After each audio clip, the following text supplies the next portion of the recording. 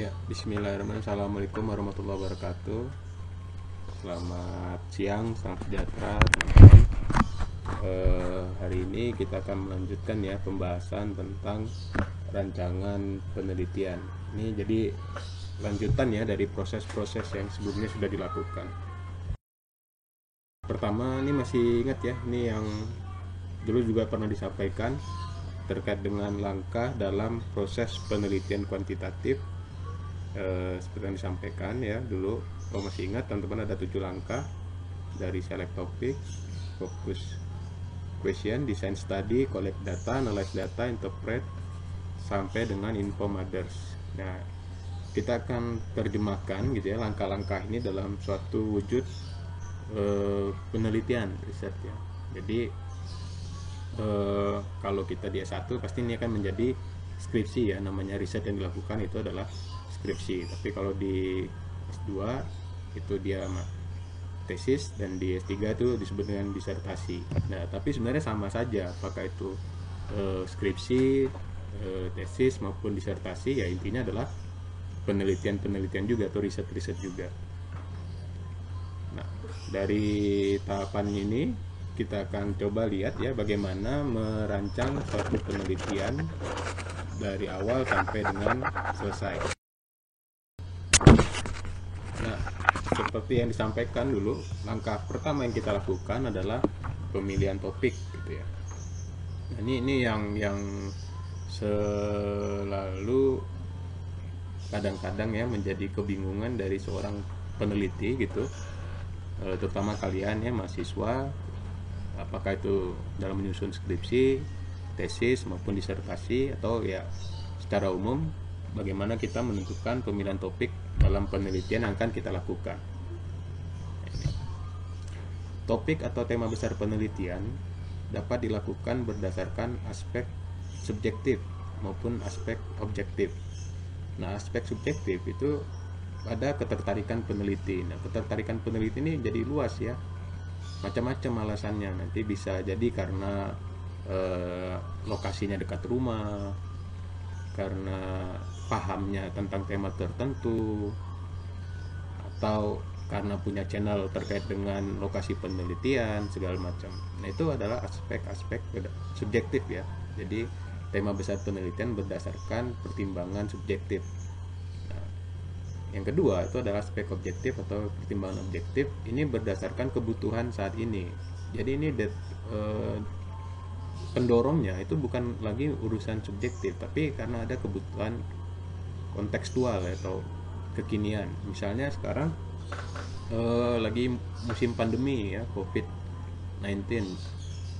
Ya udah, jadi karena kita melihat wah ini isunya sangat seksi misalnya gitu ya, sangat dibutuhkan karena ini suatu fenomena yang baru yang ternyata merubah banyak hal. Nah, jadi ini kan dorongannya dorongan objektif, bukan lagi ketertarikan peneliti berdasarkan aspek subjektif tadi ya, karena ini kebutuhan saat ini. Jadi kita melupakan apakah lokasinya dekat rumah atau kita punya channel atau link terkait dengan isu tersebut atau bagaimana ya. Jadi ini lebih pada pertimbangan kebutuhan saat ini. Nah, ini yang harus ditentukan di awal dalam merancang penelitian. Kita menentukan temanya apa gitu ya. Nah, kemudian ketika menentukan tema atau topik besar, tema besar atau topik tadi, seorang peneliti juga dituntut untuk memiliki pemahaman tentang topik yang diangkat. What do you know about the topic gitu ya. Jadi tadi ketika kita melihat suatu isu, ya kita juga harus tahu isu yang kita angkat itu apa gitu, temanya apa, topiknya apa. Jadi bukan lagi urusan persoalan subjektif ataupun objektif, tapi ini sudah mulai dituntut kedalaman ya. Jadi setelah tadi kita menentukan aspeknya tadi ya, pemilihannya berdasarkan aspek subjektif maupun aspek objektif, yang kedua ya kita harus memiliki pendalaman tentang tema itu atau topik tersebut gitu. Nah, kemudian setelah dapat pemahaman tentang tema atau topik tadi, kita menunjukkan gitu ya pemahamannya seperti apa gitu. Nah, pemahamannya dapat berupa pemahaman mengenai fenomena maupun mengenai teoritik. Nah, ini yang akan ditunjukkan fenomena itu seperti apa. Nah, fenomena itu seperti data-data ya. Misal kita pengen tadi COVID-19, ya udah berarti kita harus tahu loh data-data terkait dengan fenomena COVID-19 tadi. Tahu pemahaman teoritik gitu. Oh, COVID-19 itu tentang dia pandemi gitu ya, suatu virus yang menyebar cepat gitu. Nah, berarti kita harus tahu secara teori seperti apa tuh pandemi segala macam gitu ya. Jadi ini pemahaman dapat berupa pemahaman fenomena maupun teoritik. Nah, pemahaman mengenai topik inilah yang akan memandu peneliti kepada pertanyaan penelitian. Jadi setelah ada tema besar, topik tadi kan, kemudian kita tunjukkan pemahaman kita dengan data, fenomenanya maupun pemahaman secara teoritiknya, sehingga kita bisa akhirnya kita membawa pada pertanyaan penelitian. Contoh ya, misalnya gini, tema besarnya tentang anak jalanan. Ini kan masih luas, anak jalanan. Apanya dari anak jalanan yang akan diteliti? Nah, sebelum kita menentukan apa yang akan kita teliti, berarti kita harus menampilkan dulu data-data yang terkait dengan fenomena anak jalanan tadi. Misal terjadi peningkatan jumlah anak jalanan atau apa segala macam data-data yang terkait dengan anak jalanan. Kemudian pemahaman mengenai apa itu anak jalanan ya, ketika kita mencoba mendiskusikan tentang anak jalanan, berarti kita sudah tahu dulu gitu ya, anak jalanan itu apa gitu ya. Jangan sampai nanti kita pengen mengangkat fenomena anak jalanan tetapi pemahaman kita mengenai anak jalanan masih salah gitu. Jadi intinya seperti itu ya. Jadi pemilihan topik ini akan membawa pada isu yang lebih spesifik gitu. Tapi kita belum menentukan apa pertanyaan penelitian.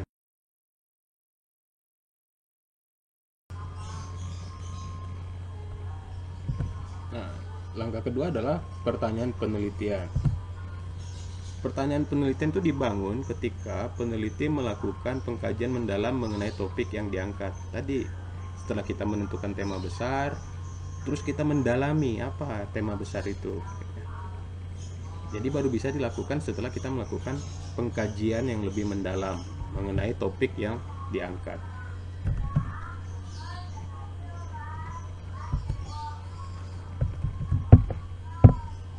Kemudian pengkajian itu dilakukan dengan ya melihat gitu ya, menganalisis, membaca gitu ya, studi-studi literatur atau riset-riset terdahulu. Proses ini akan menunjukkan kesenjangan penelitian, research gap, atau ruang kosong yang akan dilakukan oleh atau yang diisi oleh peneliti gitu ya.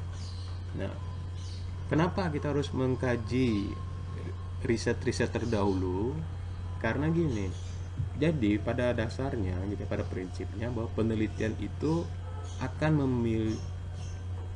memberikan suatu kontribusi yang baru gitu ya, kontribusi pengetahuan yang baru.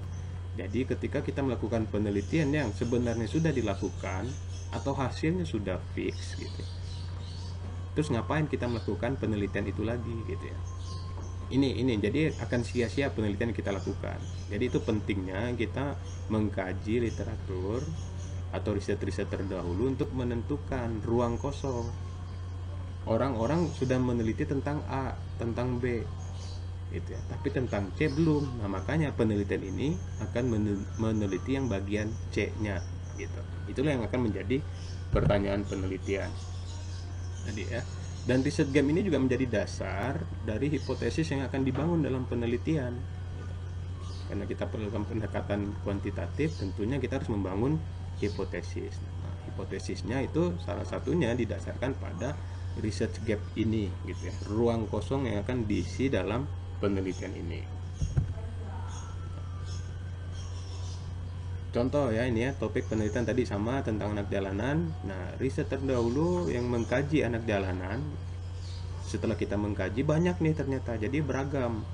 Tapi dari banyaknya penelitian kita bisa mengelompokkan ternyata ada 4 tema besar yang dilakukan terkait dengan topik anak jalanan tadi. Nah, tema-temanya itu seperti misalnya ada faktor penyebab anak jalanan, ada model penanganan anak jalanan berbasis lembaga, ada model penanganan anak jalanan berbasis keluarga, ada model penanganan anak jalanan berbasis komunitas, ada kebijakan-kebijakan yang terkait dengan penanggulangan anak jalanan. Kemudian ada juga penelitian mengenai perilaku anak jalanan. Nah, inilah mappingnya ya, research yang sudah dilakukan. Nah, kita akan mencari ruang kosongnya yang mana gitu ya tadi, sehingga itu akan menjadi pertanyaan penelitian kita. Nah, dari kajian tadi ternyata belum ada penelitian tentang hubungan antara faktor penyebab dengan perilaku anak jalanan. Jadi belum ada tuh yang meneliti tentang faktor penyebab anak menjadi anak jalanan gitu ya dengan perilaku anak jalanan. Nah, karena belum ada, maka inilah yang akan menjadi pertanyaan penelitian yang akan diangkat dalam penelitian ini gitu. Kemudian gitu ya, pertanyaan penelitian tersebut itu harus dijawab secara teoritis. Nah, kalau secara pembabakan yang tadi dilakukan di proses sebelumnya itu ada di bab 1. Nah, sekarang kita masuk ke bab 2 gitu ya. Pertanyaan itu disusun, jadi pertanyaan yang sudah disusun itu dijawab secara teoritis berdasarkan kajian pustaka. Nah, apa itu kajian pustaka? Nah, kajian pustaka kalau di skripsi biasanya tinjauan pustaka ya, judul babnya gitu. Nah, dia berisi tentang konsep dan teori yang menjelaskan variabel-variabel yang digunakan dalam penelitian. Jadi tadi bedanya dengan yang tadi di awal, kode awal itu masih tentang fenomena, tentang isunya. Nah, ketika kita menyusun tadi pertanyaan penelitian, ada hubungan antara pertanyaan penelitian kita tadi apa? Hubungan antara faktor penyebab anak jalanan dengan perilaku anak jalanan. Nah, berarti kita harus mencari konsep-konsep teori menjelaskan variabel-variabel dalam penelitian tersebut. Nah, dari kajian pustaka inilah dibangun hipotesis penelitian. Kalau tadi research gap itu akan membawa kita ke penyusunan gitu kan, kemudian dijawab secara teoritis ya, kita harus mengkaji secara teoritis. Dari sinilah akhirnya dibangun hipotesis dalam penelitian ini. Misalnya contoh tadi ya, penelitian mengenai hubungan antara faktor penyebab anak jalanan dengan perilaku anak jalanan. Nah, variabel yang diangkat adalah faktor-faktor penyebab dan perilaku anak jalanan. Jadi yang disusun di bab 2 itu ya, kajian pustakanya ada teori-teori dan konsep yang digunakan terkait atau yang menjelaskan tentang anak jalanan, tentang faktor-faktor penyebab anak jalanan dan perilaku. Ini yang harus dibangun gitu ya di tinjauan pustaka, karena tinjauan pustaka ini atau kajian pustaka inilah yang kan membawa pada hubungannya nanti ketika kita akan menyusun tools ya. Oke. Dengan demikian, hipotesis yang dibangun dalam penelitian ini adalah tadi ada hubungan antara faktor penyebab dengan perilaku anak jalanan. Hipotesis inilah yang akan kita buktikan gitu ya. Jadi secara teori ada hubungan gitu ya antara faktor penyebab dengan perilaku anak jalanan, dan pengen kita buktikan di lapangan gitu, benar atau tidaknya hubungan tersebut gitu. Ini yang akan disebut sebagai, nanti kalau masih ingat teman-teman di statistik ya, ada uji hipotesis segala macam ya. Jadi kalau tadi contohnya seperti ini, hubungan dua variabel ya, berarti hipotesis yang kita bangun adalah ada hubungan antara variabel yang satu dengan variabel yang lainnya. Oke, kemudian setelah kalau di bab 2 gitu kan, berarti ini bab 3-nya kita mulai masuk ke rancangan sampelnya. Masih ingat ya di pertemuan terakhir ya, bagaimana kita menentukan populasi, besaran sampel. Mudah-mudahan teman-teman masih fresh lah ya ingatannya tentang bagaimana menentukan besaran sampel. Dan di bagian ini dalam rancangan sampel ini juga tadi kita menentukan teknik penarikan sampelnya seperti apa, apakah probability atau non probability. Nah, penentuan teknik penarikan sampel itu berdasarkan pada kajian pustaka yang dilakukan. Nah, Mudah-mudahan teman-teman masih ingat ya bagaimana probability dan non probability seperti apa. Nanti mungkin bisa dibaca lagi di bagian pertemuan sebelumnya ya. Misal tadi ya, contoh pada penelitian mengenai hubungan antara faktor penyebab dengan perilaku anak jalanan yang tadi. Populasi ditentukan di Kota Bandung gitu ya. Jadi anak-anak jalanan yang ada di Kota Bandung. Dihitunglah kan bagaimana penghitungan sampel, mungkin teman-teman masih ingat ya, dengan menentukan menggunakan rumus Lovin tadi ya. Akhirnya kita anggaplah diambil sebanyak 130 orang. Nah, berdasarkan kajian pustaka diketahui bahwa faktor penyebab anak jalanan berjenis kelamin laki-laki itu berbeda dengan perempuan. Nah, sehingga teknik penarikan sampel harus memperhatikan variabel lain, yaitu variabel jenis kelamin. Ya, masih ingat kan, begitu ada variabel lainnya, maka kita harus menyusun penarikan sampel yang stratified random sampling gitu ya. Jadi karena ada variabel lain, jadi kita harus membedakan, membuat stratanya gitu ya. Berarti ada variabel laki-laki, ada variabel perempuannya. Jadi dalam menentukan sampel itu akan memperhatikan variabel laki-laki dan variabel perempuan, apakah dia proporsional atau non proporsional, itu tergantung dari populasinya. Dan masih ingat ya bagaimana dalam pengambilan sampelnya.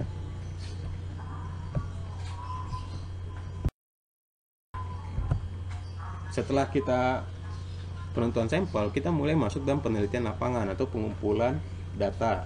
Nah, ini ya, penelitian kuantitatif sangat mengandalkan tools sebagai ujung tombak pengumpulan data. Ini berbeda dengan pendekatan atau penelitian kualitatif. Kalau pendekatan kualitatif itu kan toolsnya itu adalah si peneliti sendiri, karena mengandalkan observasi segala macam. Tapi kalau di kuantitatif kita nggak langsung ketemu dengan responden, kita diwakilkan oleh tools. Toolsnya itu apa? Kuesioner gitu ya. Nah, karena tools itu berupa kuesioner gitu, baik cetak maupun non cetak, kita bisa membayangkan bahwa si responden itu cuma punya kesempatan sekali mengisi kuesionernya, memberikan respon atas pertanyaan atau pernyataan yang kita berikan, dan mereka tidak punya kesempatan untuk mengklarifikasi ya. Maksudnya tidak punya kesempatan mengklarifikasi gini, kalau di kualitatif karena toolsnya adalah si peneliti sendiri, ketika kita melakukan in-depth interview, wawancara, nah kalau yang kualitatif tadi kan, maaf kepotong ya, jadi kalau kualitatif itu kan bisa ditanya, misalnya ada pertanyaan yang kurang jelas, si informan itu bisa bertanya ke peneliti. Tetapi kalau kuesioner kan nggak mungkin gitu ya, responden itu bertanya kepada pertanyaan itu kan gitu, karena kita tidak hadir gitu ya, karena peneliti tidak hadir, jadi diwakilkan oleh kuesioner. Jadi harus jelas kuesionernya gitu. Itu yang tadi disebut kenapa kita cuma punya satu kali kesempatan dalam mengumpulkan data. Nah, pada umumnya kuesioner itu terdiri dari 3 bagian. Ada identitas kuesioner, ada identitas responden, dan ada variabel-variabel yang digunakan dalam penelitian. Nah, bagian pertama, identitas kuesioner itu akan penting dilakukan ya ketika kita memberikan penomoran ya, misalnya kuesioner 01 sampai 130 tadi ya, misalnya yang kalau kita jumlah sampelnya 130. Kenapa penting? Karena ini akan memudahkan bagi kita ketika kita melakukan entry data gitu ya. Kalau kuesioner tidak diberikan identitas, kita akan bingung nanti data-data mana yang ketika di entry salah input, misalnya salah entry kan gitu ya. Nah, kita bisa mengecek gitu ya ketika kuesionernya diberikan identitas gitu. Jadi penting jangan lupakan identitas kuesioner.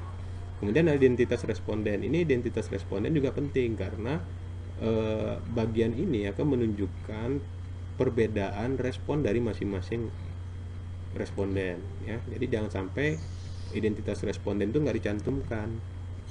Kemudian bagian ketiga adalah variabel yang digunakan dalam penelitian. Nah, ini macam-macam, bisa 4, bisa 2, bisa 3, tergantung dari penelitian yang kita lakukan ya. Jadi 3 bagian ini bisa poin A, poin B, poin C, bisa poin A, poin B, poin C, poin D, dan seterusnya. Yang penting ada 3 bagian ini gitu ya, yang digunakan. Nah, kemudian Selanjutnya, variabel-variabel penelitian itu disusun berdasarkan kajian pustaka yang dilihat dari tabel operasionalisasi variabel. Dia berisi tentang variabel, indikator, kategori, dan skala yang digunakan. Ya, misalnya gini ya, pada contoh pada penelitian hubungan antara faktor penyebab anak jalanan tadi ya dengan perilaku anak jalanan. Nah, variabel faktor penyebab itu dari kajian literatur ya, ternyata ada 2 indikatornya, internal dan eksternal misalnya. Nah, di indikator internal gitu ya, ada 2 kategori, kondisi ekonomi keluarga dan kondisi sosial keluarga. Kemudian kita turunin lagi, misalnya dari kategori kondisi ekonomi keluarga. Jadi ini muncul nih 4 pertanyaan untuk menjelaskan tentang kategori kondisi keluarga, yaitu pekerjaan orang tua, pendapatan, pemenuhan makanan, dan penyediaan fasilitas. Nah, contohnya seperti itu ya. Jadi setiap variabel itu harus diturunkan indikatornya. Ada berapa indikator? Langkah selanjutnya adalah analisis data dan interpretasi data. Jadi setelah kita pengumpulan data, kita harus melakukan analisa data dan interpretasi data. Ini sangat kental dengan mata kuliah statistik ya, ini sangat terkait dengan mata kuliah statistik. Jadi mudah-mudahan teman-teman masih ingat nih ya apa yang sudah dipelajari di mata kuliah statistik. Nah, analisa data itu ada 2 gitu ya. Pertama itu analisis univariat ya. Univariat itu contohnya distribusi frekuensi, ukuran pemusatan, mean, median, modus, ukuran penyebaran, range, deviasi kuartil, variansi, dan standar deviasi. Ini masih ingat ya statistik ya. Jadi harus dibuka lagi nih catatan-catatan di statistiknya. Kemudian analisis bivariat, nah dia terdiri dari persen baris, persen kolom. Nah, kalau kita bentuknya, kalau di distribusi frekuensi itu cuma 1 variabel, kalau bivariat dia jadi bentuknya cross tab ya. Jadi ada 2 variabel yang di dalam 1 tabel. Nah, ini teman-teman mudah-mudahan masih ingat apa yang dipelajari di statistik. Dan yang terakhir itu dalam analisis data dan interpretasi data, kita melakukan uji hipotesis. Saya rasa di bagian analisis data dan interpretasi data ini tinggal dilihat di catatan-catatan pada mata kuliah statistik seperti apa gitu ya. Nah, menyusun distribusi frekuensi sampai dengan bagaimana melakukan uji hipotesis. Nah, yang terakhir itu adalah penarikan kesimpulan gitu ya. Nah, penarikan kesimpulan itu merupakan proses akhir dalam menjawab penelitian. Kata kuncinya di sini menjawab penelitian ya. Ada pertanyaan penelitian yang dibangun di awal tadi itu harus dijawab. Nah, disimpulkanlah. Jadi bukan merupakan rangkuman dari proses penelitian. Ini yang selalu salah ya. Jadi biasanya orang-orang bikin kesimpulan itu dia merangkum. Padahal bukan. Jadi kesimpulan itu bukan rangkuman, tapi dia merupakan proses akhir dalam menjawab penelitian. Jadi ingat lagi, dilihat lagi apa yang ditanyakan pada penelitian ini gitu. Misalnya tadi kan contoh penelitian hubungan antara faktor penyebab anak jalanan dengan perilaku anak jalanan. Nah, dari proses akhir yang dilakukan dari awal sampai dengan pengumpulan data dan analisis data diperoleh kesimpulan. Apa kesimpulannya? Nah, kesimpulan pertama setelah kita melakukan uji tadi kan uji hipotesis, ternyata ada hubungan antara faktor penyebab anak jalanan dengan perilaku anak jalanan. Terus kesimpulan kedua apa? Nah, ternyata tadi kan dari tinjauan literatur kita menyebutkan bahwa faktor penyebab itu juga ada variabel lain antara anak jalanan laki-laki dan anak jalanan perempuan tadi. Nah, itu menjadi kesimpulan kita juga bahwa ada perbedaan antara anak jalanan berjenis kelamin laki-laki dan anak jalanan berjenis kelamin perempuan. Ketika tadi kita melihat hubungan faktor penyebabnya dengan perilaku anak jalanan, kemudian kita juga menemukan ada perbedaan antara anak jalanan yang laki-laki dengan anak jalanan yang perempuan. Jadi tetap ya bahwa kesimpulan itu bukan rangkuman, tapi dia merupakan proses akhir dalam menjawab penelitian. Jadi jangan lupakan apa yang kita tanyakan di awal gitu. Intinya seperti itu. Terima kasih atas perhatiannya. Selamat melakukan penelitian. Mudah-mudahan apa yang disampaikan bisa menjadi bekal bagi teman-teman untuk melakukan penelitian ke depan. Terima kasih. Assalamualaikum warahmatullahi wabarakatuh.